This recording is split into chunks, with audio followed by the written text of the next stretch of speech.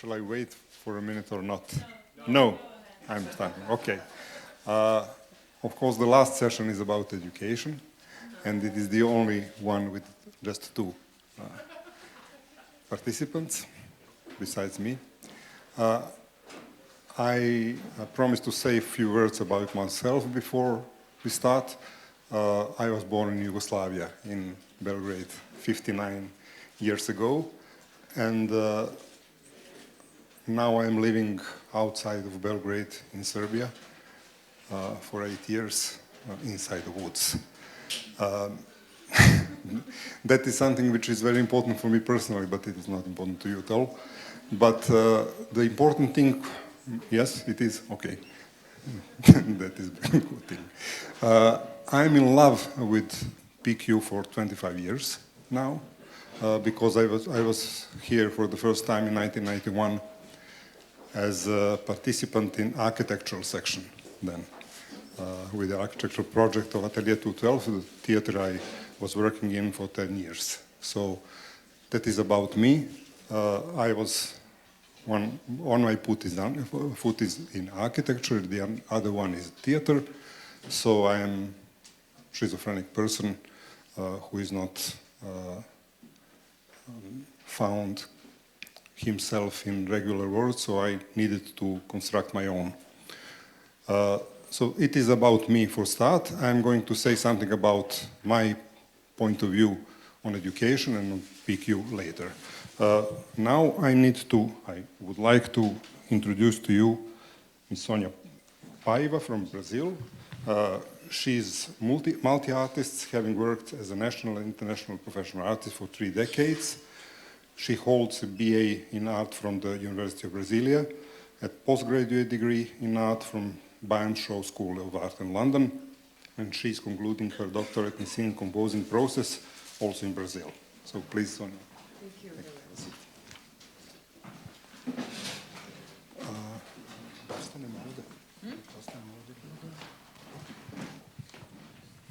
Hi, good afternoon. Just a moment. Light. Good afternoon, audience, partners, and organizer. First of all, I would like to thank you for the invitation, the kind reception of my work, and this important symposium. For me, it's an honor to take part on this symposium, Transformation of Prague Quadrennial from 1999. I am the leader of the Transdisciplinary Laboratory of Scenography, which is the observational locus of my incoming PhD thesis, where we experiment another way of scene design teaching within the academy education. This is an extension program of continuing action in the Art Institute. Let's see if what's happening? Sorry. Let's. Then I can. Okay. Okay. Go ahead. You. No, okay. This is an extension program from the University of Brasilia, Theatre Department coordinated by me. The LTC is a laboratory founded on 4 pillars: transdisciplinarity, collaboration, diversity, and creative economy.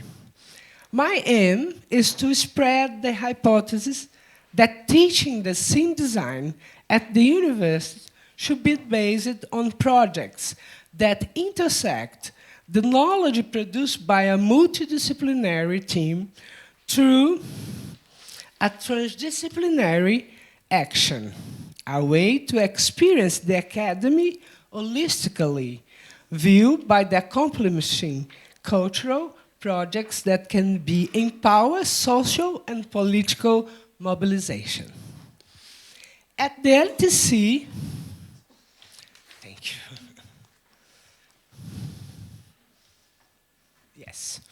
At the LTC, we understand the scene design as an open stage where people meet to create a new meaningful expression. This work outlines a natural reaction to the arts education system established in the performing arts school in the Brazilian universities, usually oriented to the bachelor degree in theater and to development of creative performance. Our approach also makes efficient usage of resources available such as human, technological, and knowledge.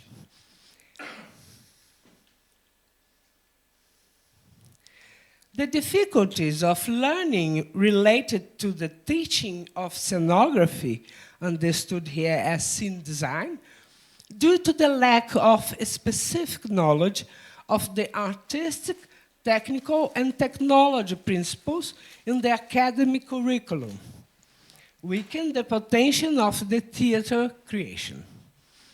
As many current thinkers, I work on this task of contributing to the construction of a fair society and an education system that takes in consideration the development of the individual and the relation between them, between the groups and nations.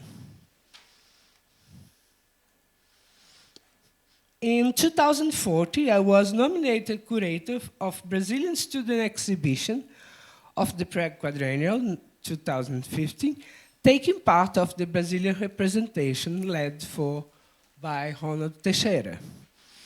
Brazilian researchers in the field were invited to address their different approaches and regional peculiarities toward a singular national unity beyond any political moment. The process started in March 2014 and involved 20 educational units of 4 Brazilian regions. Scenography work developed on different schools.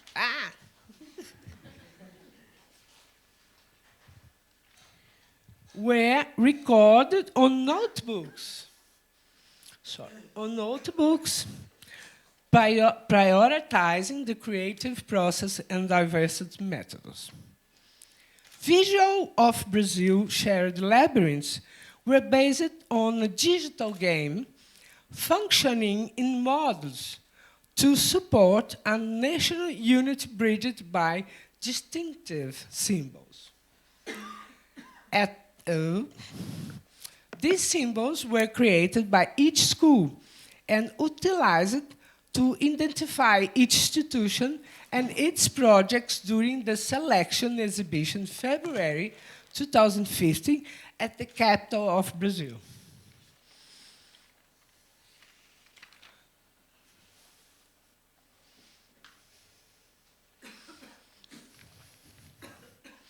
At the Prague Quadrennial 2050, they were pieces of jigsaw brought together on the exhibition room. It allowed each part to be recognized in the process as a fundamental piece of the unique collection outcome. The exhibition Brasilia was elaborated to receive as many projects as possible to be analyzed by the jury invited by the curators. It presented high-level projects coming from different teaching groups. It was revealed as a positive result of the mapping and the communication between the groups, as well as the work developed in class and taken to the digital platform.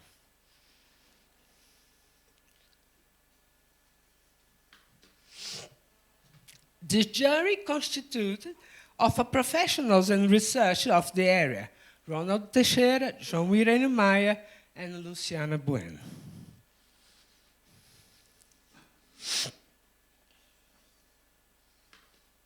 In Brasilia, we are organizing a national event of 5 days with the exhibition and 3 talking panels of professors, students, and field research, as well as workshops and theater presentation. Here. The LTC financed the event, leading a success crowdfunding campaign that reached people from the community and university all around the country. As a result of the campaign, the local Secretary of Culture covered traveling expense of 6 students to the Prague Quadrennial. We also received support from Brazil University and Funarte. At the end, we came with 12 students to Prague. In Prague, we had the pleasure of having people interested in Brazilian notebooks that keep track of the process. I was invited to bring present and explore our work in institutions all around the world. Current the LTC is the process of a collection creation.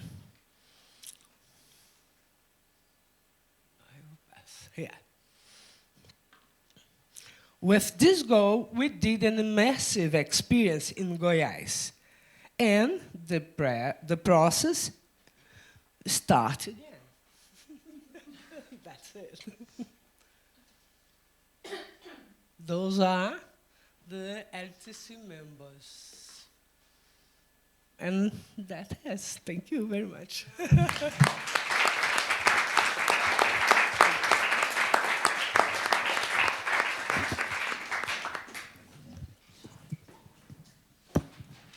And now, finally, Jessica Bowles, Principal Lecturer at Royal Central School of Speech and Drama. As you all know, she leads an MA in creative producing, as well as a number of partnership projects for the school, and has a long year background here at PQ. Thank you. So you made it. This is the last presentation. I want to start off with 2 love letters, and I want to finish with a 3rd love letter, and then in the middle I'm going to tell you a bit about what I think people learn when they're at a festival. So the first love letter is to you, the audience. Thank you for being here and for being passionate and contradictory. The second love letter is a love letter to Soja, Daniela, and Anna that I worked with really closely on the Space Lab project. Thank you for being brave, visionary, and it sounds like all that needs to happen for the next BQ is it needs to be bigger and smaller, it needs to be more curated and less curated, and there needs to be models and no models. So it's really, really straightforward. I've been involved with PQ for many years and led the educational component of PQ in 2011, which was then called Cenofest. And then last year directed Space Lab. And with my university also was one of the partners in SharedSpace, which was the amazing project that in many ways fed into and informed and invigorated everything that happened in the lead up and of course framed the music weather politics. Making that happen is a bureaucratic beauty involving many, many layers of paperwork. But in a world where the politics of identity increasingly insists that we define ourselves against others, PQ in 2015 was a shared space which really provoked us to think instead about the politics of possibility. So we start these massive projects with a map, with emails, with an EU contract which is signed, sealed, and delivered in triplicate to all partners. But the map is not the territory. The contract is not the lived experience. We plan, we prepare all of this paperwork, but the real matter, the real material that is being built is the social fabric. We're a team of curators, shaping on paper experiences for people we haven't yet met. This is where I've only got one hand, so...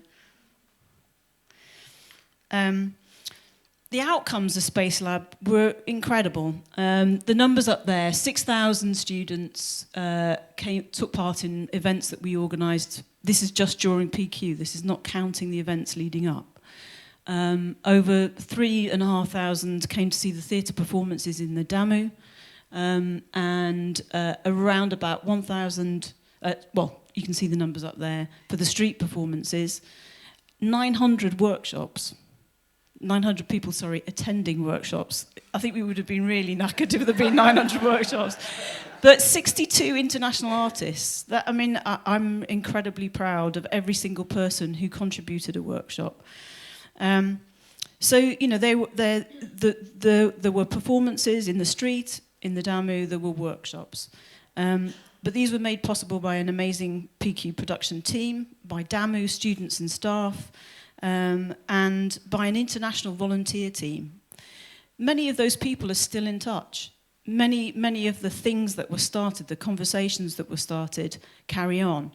And I think sometimes it's easy to forget. It takes time for things to grow. So we won't necessarily see evidence straight away. I think the other thing that I would want to underline, and it came up a little earlier on in the brilliant things that I think it was Tal was talking about, which is the fundamental role that academia plays in PQ, in the ecology that's created. And I think in many ways that's because universities have stepped into the void left by inadequate or non-existent government funding. And they are great connectors of people because of who's within them. So in some ways there's a kind of engine, that they become engines, they become a driving force. And I really believe that without the robust engagement, the debate that you guys have shown already here, PQ could return to being an exhibition. It's not going to, because it's very safe in the discussions and the passion that you show. But students and academics are catalysts. They're interlocutors that through their questioning of professional certainties change and deepen the form.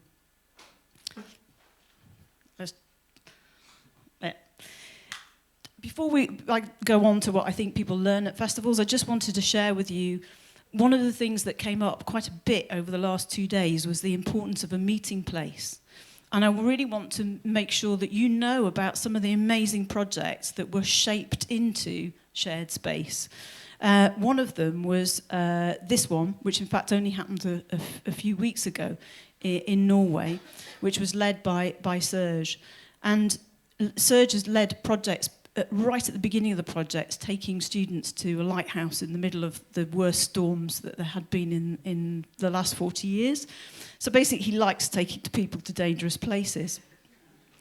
But it's through that coming together around a thing to make stuff that I think we all know that we move on. And I'm really fascinated by what it is to prototype. But the way in which we participate, I think we have to accept, has changed. As Arnold noted back in 2007, the digital has changed the way that we see. And through social media, we're all in a constant state of self-curation. As De Boer noted back in the 60s, it's now not enough to be or even to have. It's now vital to appear to have.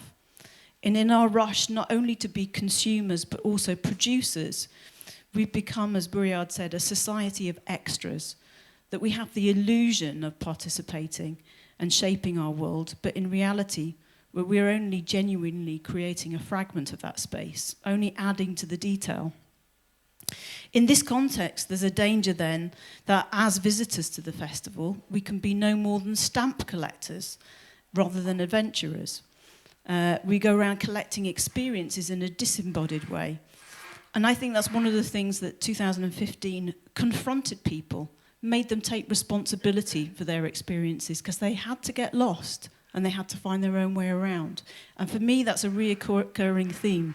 We need to take responsibility for ourselves. And how we address this, I think, will be an interesting problem for other people.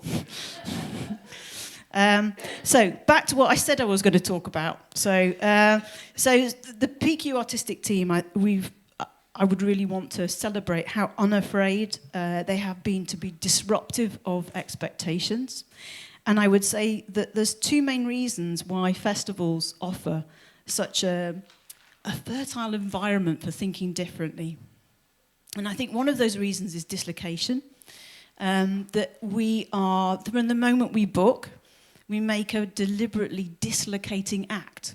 So the very act of, registering means that we make a commitment to a place and a time, an act that takes us off our tracks.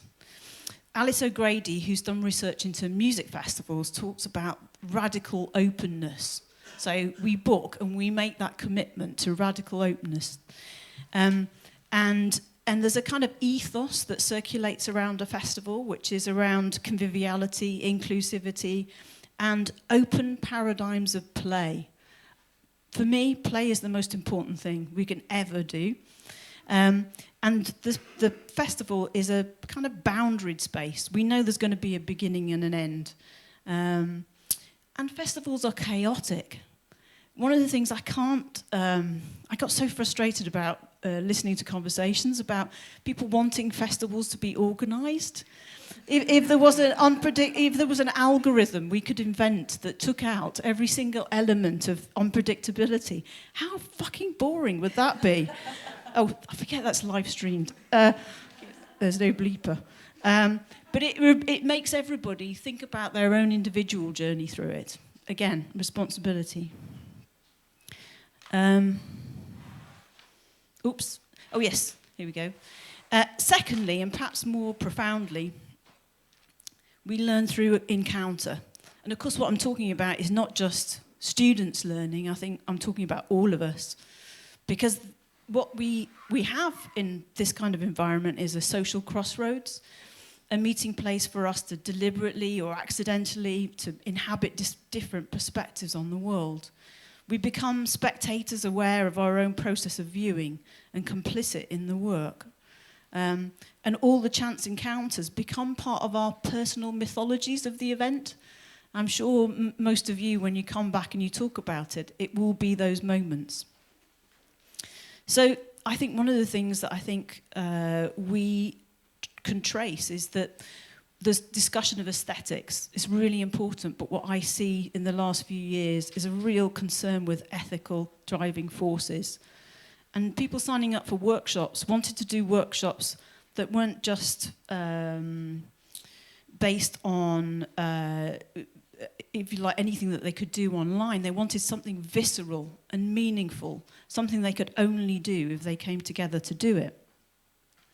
I think the durational element of festivals makes a big change to the learning that goes on. We're in a state of suspended animation, curators and participants alike. We give time to thinking differently. And again, I'm going to wheel out Buryard again, and he talks about the role of artworks is no longer to form imaginary and utopian realities, but actually to be ways of living and models of action within the existing real. And for me, that's why 2015 was one of the most significant transformation. I'd use the term relational learning because I think in the same way that Buryard is talking about aesthetics, when we learn in juxtaposition, we learn differently. It catalyzes our thinking. And it's about a return to being and taking the paradigm of play to explore the gaps between things.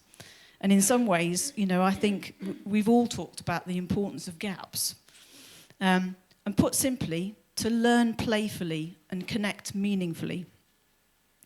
So festivals are potent places, and I would suggest that as educators, we're architects of experiences. We did encounter some difficulties. In some ways, I had a dream. I had a dream that we could make this a curated project where the students would be the lead curators. This was actually much more challenging than I thought. And sustaining collaborations between students, different student groups over 3 years was simply not possible. And opportunities for some of the more nuanced collaboration probably didn't come through. The students were consulted, and I think they feel that they had a huge role to play, and they did.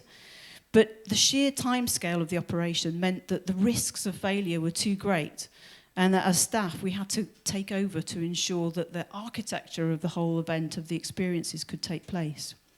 So, you know, they were a big part of the collaboration, and I think more importantly, the networks that we set off are still there. So, the map is not the territory. We need to remind ourselves that no one has direct access to reality.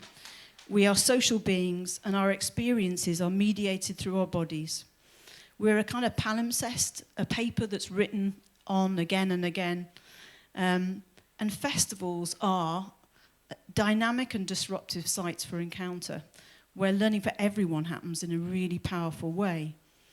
If we are a society of extras, then as educators it's imperative that we make spaces for embodied encounters that encourage an open-minded and questioning mindset, to listen, to really, really listen, to prototype, and to be responsible for our agency for change.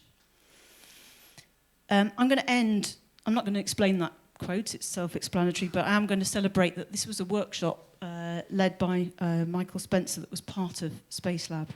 But I'm going to end with a love letter to my daughter. You were born in 1999, and so much has changed.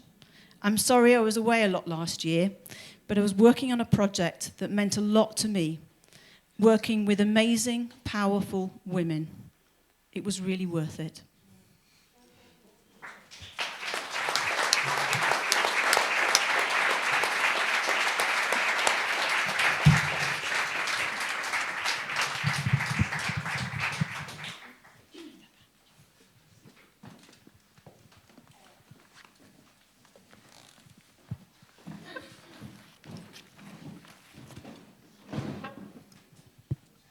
Thank you very much. We have a few minutes left for the discussion, but before that I would like just to say a few words about my personal feeling about education and its importance and relationship between education and PQ. I came here for the first time, as I said, as an architect working on architectural design project, and then in 2007 as a curator of Serbian National exhibition, and then in 2011 as a national commissioner, whatever does it mean. And then in last year I had that privilege to be a part of international jury. So my traveling through PQ and my experience of that was basically personal, and trying to find personal approach to all those tasks I had. I finished that trip of mine at the educational field, being sure on that is the most important thing for me personally. And I feel education today as an art, as a potential base of radical change of our system of value. And this is my point of view, my personal point of view. I just wanted to share that with you to start that conversation. So what is the role of education for two of you today? For me, it's a place to take risks, big, massive, hairy risks.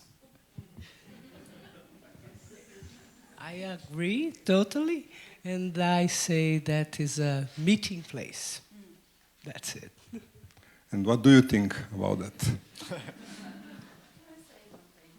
I just quite touched emotionally by the image you just showed last now, because it's about taking a risk, it's about an encounter.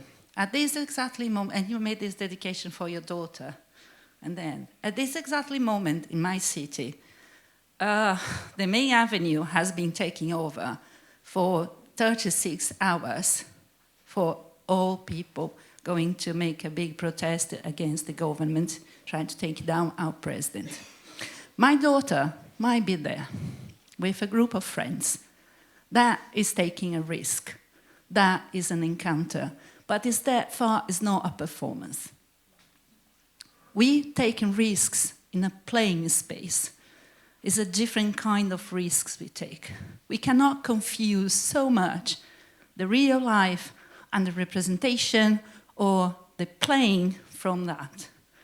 And I feel we've been here for 2 days just pondering what's the performance, what's the design, and I think we are overcomplicated.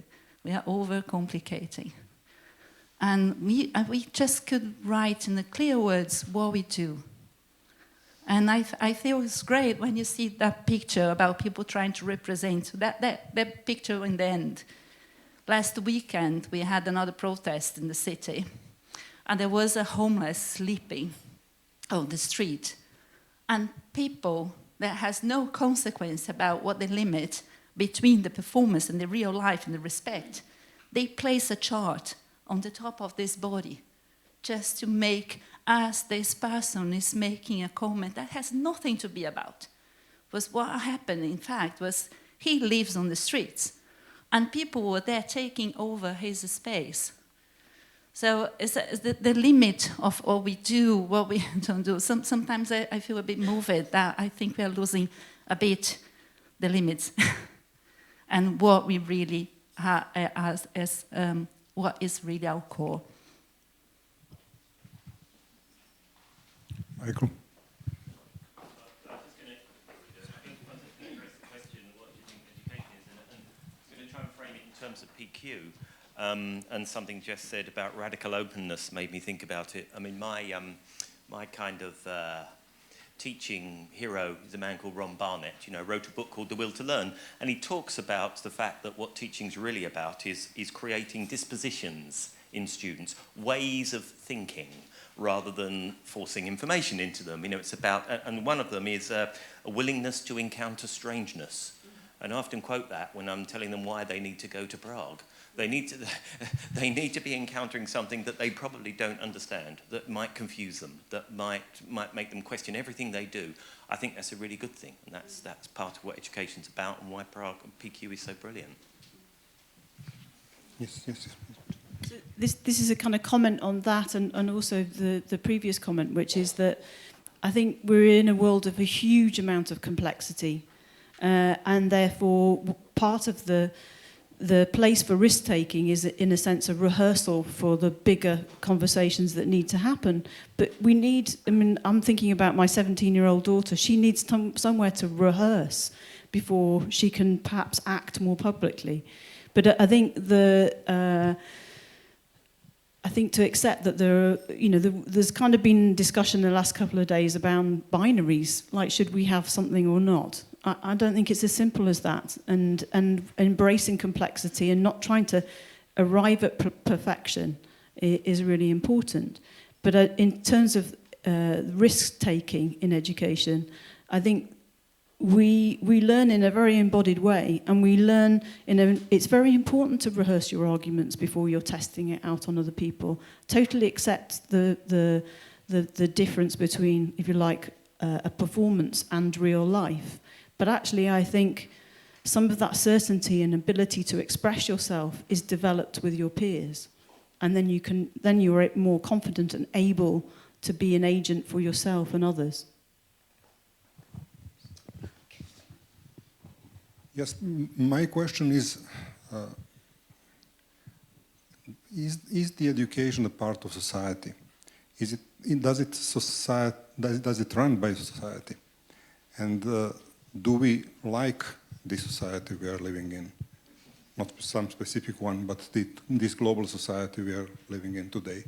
And when we speak about education, if we are going to say something to our students about the values, about that, do we need to keep this way of living, or we need to do something to change it? And who is the person who is going to say to change what or why and where to go? I think that art is a really good way to change everything. And then education system is not a really good place to change because it's everything in the box. And I think the problem is that we are there in the education, the system that is filled in some different boxes. What I think is time to break the boxes. And it's not easy because we are inside of this capital way of being. And it's not to be a unified thought, just to be a part of everything. And maybe that's why we are so lost about what will be, what won't be. And I think should be a way of get together in the sense of trying to change the world. I'm sorry, I'm so strange. I really believe in changing the world. My feeling is that PQ already broke some boxes. And I think that had that impact on education, at least in Serbia for sure. Because we totally changed the system of education in scene design in Serbia because of the PQ. And because of the PQ educational role. So I think I'm not ready to stay in the box.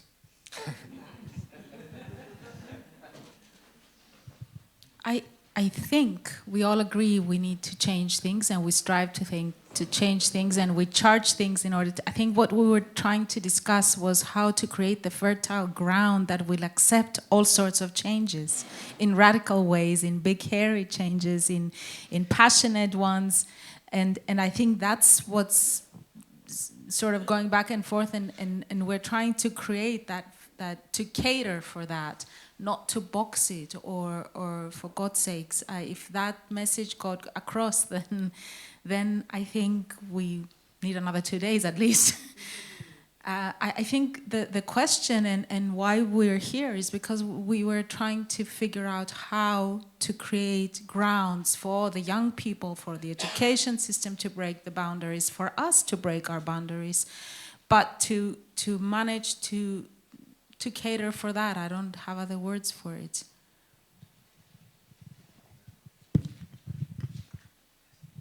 You have? Yes, okay. sorry. Yeah, I think breaking boundaries should never be an objective because a lot is killed and lost in that process. What I think is essential about education, and this is why it's essential to art, and this is why it's essential to life. In the very morning yesterday, there was talk of Rancière, who talks of the ignorant school teacher. What's for me essential about education is not what is being taught, but how it's being taught. So how do we transfer information? This is how we... So this also reflects on the discussion about the maquettes or whatever. It's the same question, how do we transfer information? What's my position? What's your position? And how do we deal with that? And what are the tools of communication that we use? Is it space?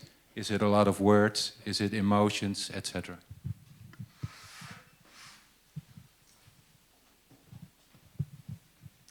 I was just really grateful to Jess for bringing up the word responsibility, because I think there's been a great deal of discussion here about who's going to be responsible for making this something else the same, something it was, something it's going to be, and it's a very obvious thing to say, but we are all responsible. And I think having come as a participant and a viewer to become an educator, that was my catalyst in 2007. In 2011, I potentially came as an educator, though I would argue I was more educated than educator by the project that I ran. And in bringing people here by whatever means, I now know that those young people who came to be educated in whatever way that might mean the thing that they can do most is take back their experience and bring other people. So it's as simple as that to me. The people that I worked with in 2011, Emilio came back last year sitting on that platform talking about Chance magazine, and he took away from his experience in 2011 to a whole bunch of other people who came in 2015. And Hardy, who sadly is not here, walked out of half of the things he came to in 2015, having been a student in 2011. And that's all we should be, to me, that we're here to learn, and we're here to make sure that that process of learning and exchange and encouraging people to come here, it's just a chain, it's a baton passing, that's all it is. And that's all we need to do, I think.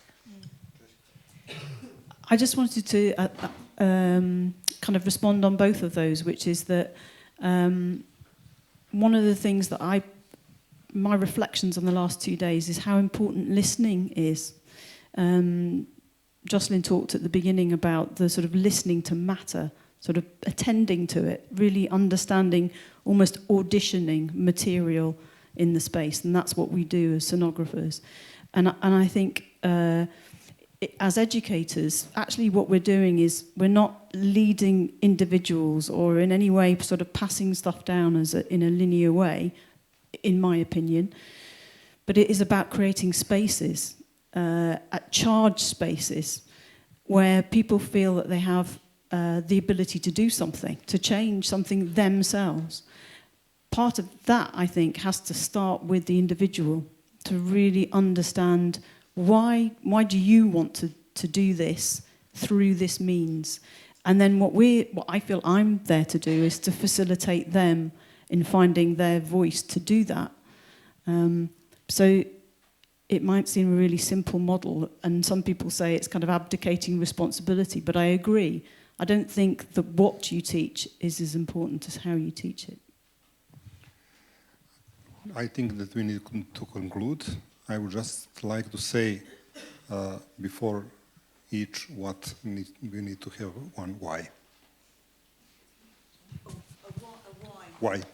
Yes. Why teach, or why whatever? Why whatever? Why to teach? Why to exhibit? Why to make art or whatever?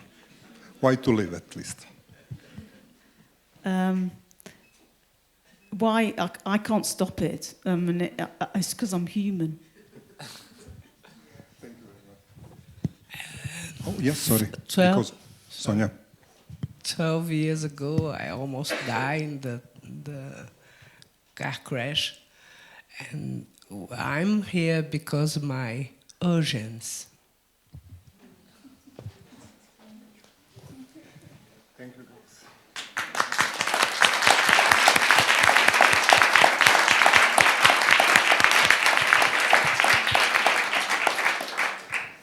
Come back in 15 minutes and get ready for the conclusion.